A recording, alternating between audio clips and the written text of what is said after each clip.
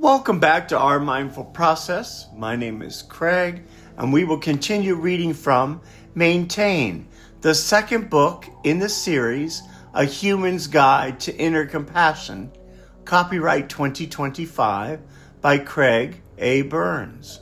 And these daily readings are part of the Our Mindful Process practice. Today is April the 23rd. When we make decisions to take action as responsible adults, it is important to let go of the outcome of our performance. Wanting something represents gripping the world too tightly, while being unobservant is relaxing too much. To practice spirituality is to be aware of the addict within us that desires grasping, as well as the co-addict that houses all of our flaws in our slackened state of ignorance. What we do or what we want now has no spiritual value to what happens later.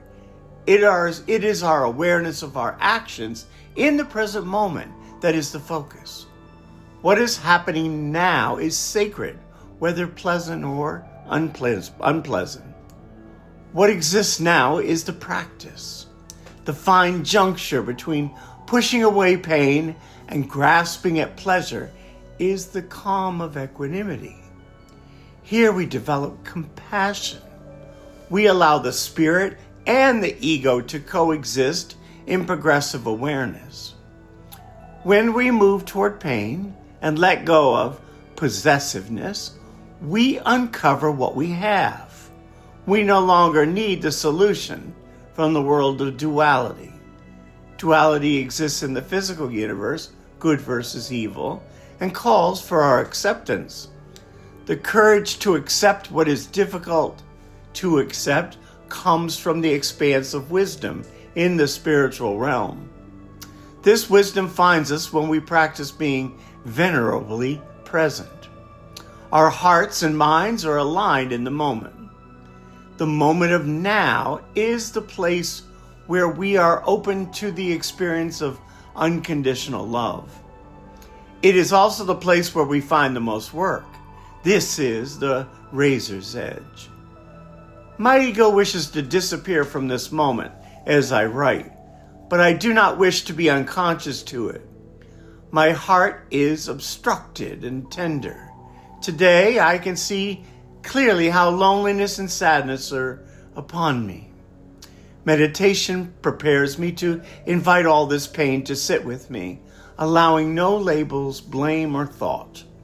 Now is the moment to be seated and observe the sacredness of this energy I call sadness and loneliness.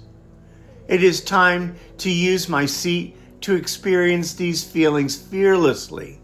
I decide to be gentle as well as clear-seeing. I take a warm shower and allow the tears to flow. There is no hoping for fruition or resolution. I am not looking to feel better later.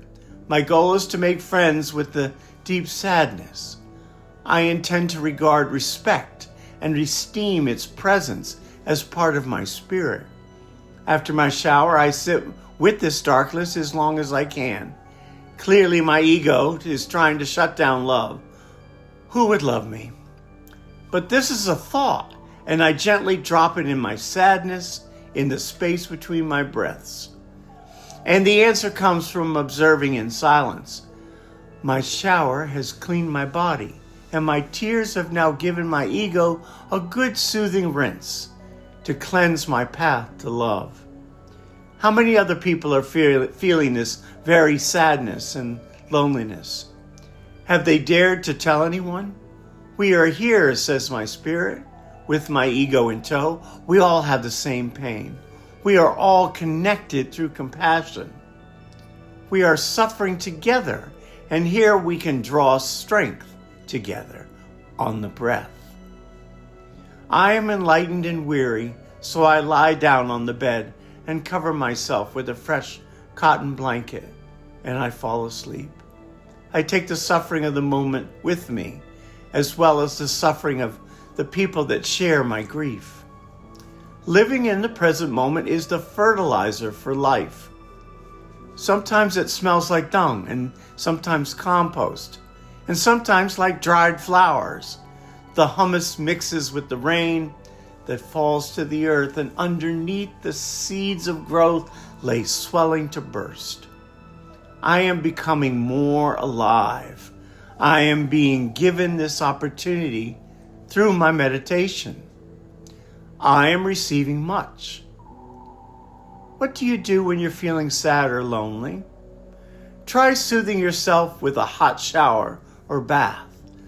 Let yourself cry. And let someone else know, someone you trust. We are all going through something. Write about this experience in your journal. As always, we appreciate you coming to practice with us. If you're interested in purchasing our book series, you can go to www.ourmindfulprocess.com. We also carry vinyl and embroidered t-shirts to support the marketing of our brand. If you're following us on our TikTok or YouTube channels, please feel free to like us and subscribe, and then share this with someone else. Mindfulness is a process that can change our lives. It is always my pleasure to be of service to my community, and I thank you. As a side note, if you're not sure of the process to practice, please go to January 1st on our channel and look at the first video on how the process of mindfulness works. From there, we read the reading for the day. For the first 35 days, it is on the instruction of mindfulness itself. Sit with this process in meditation, starting with 5 minutes and moving up to 40 minutes over 35 days, adding 1 minute a day. It's that simple. And number 3, at some point in time, please feel free to journal about your experience of the reading and the practice for that day. Have a mindful day, folks.